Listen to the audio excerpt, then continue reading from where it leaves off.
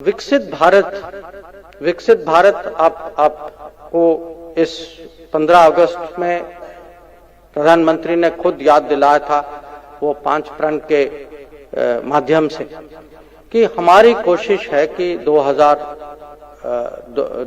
माने हमारी शताब्दी के साल तक भारत विकसित देश बने।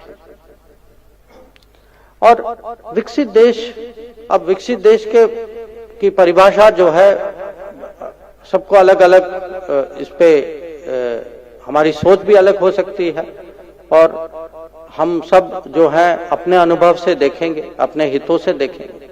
पर आप कभी देश का सोचिए, और मैं गुजरात का ही एक उदाहरण से आपको समझाना चाहता हूं।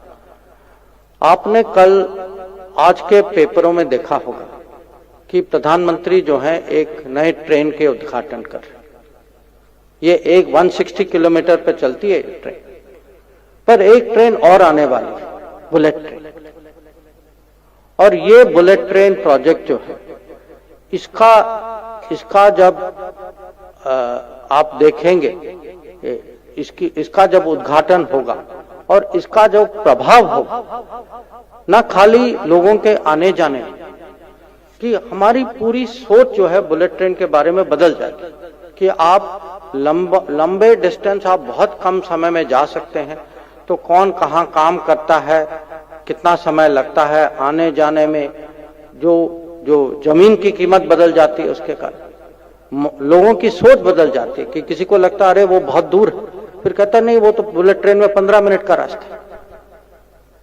तो मैं कहूंगा जब ये बुलेट ट्रेन, क्योंकि मैं दुनिया में घूम चुका हूं और मैंने अलग अलग देशों में देखा कि जब ये बुलेट ट्रेन जब आता है, उसका पूरे माने एक किस्म से पूरे उसको सोसाइटी पर उसका असर क्या होता है।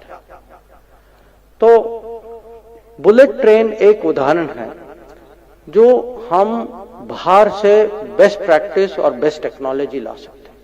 और आज ये जिम्मेदारी जो है हमारी विदेश नीति की भी है।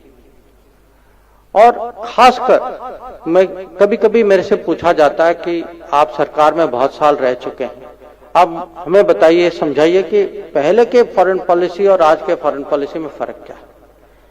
मैं कहूंगा एक बहुत बड़ा फर्क है कि जहां भी हम जाते हैं, और ये मैं कहता हूं ये एक किस्म से ये मोदी ब्रांड टूरिज्म, कि मोदी जी जहां भी जाते हैं उनका टूरिस्ट इंटरेस्ट कोई बकिंगहैम पैलेस और आईफिल टावर और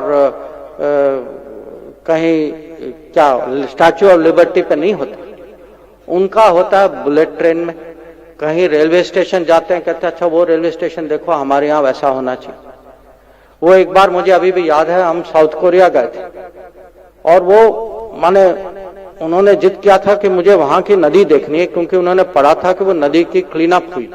और उस समय ये 2015 या 16 की बात है, हम नमामि गंगे को आगे बढ़ा रहे थे। तो उन्होंने देखा साउथ कोरिया ने ये किया है, कैसे किया है, किस कंपनी किसका योगदान था वहां, उसको हम कैसे लाएं भारत। हम कभी यहाँ यूरोप में जाते हैं, डेनमार्क गए थे, फिनलैंड गए थे,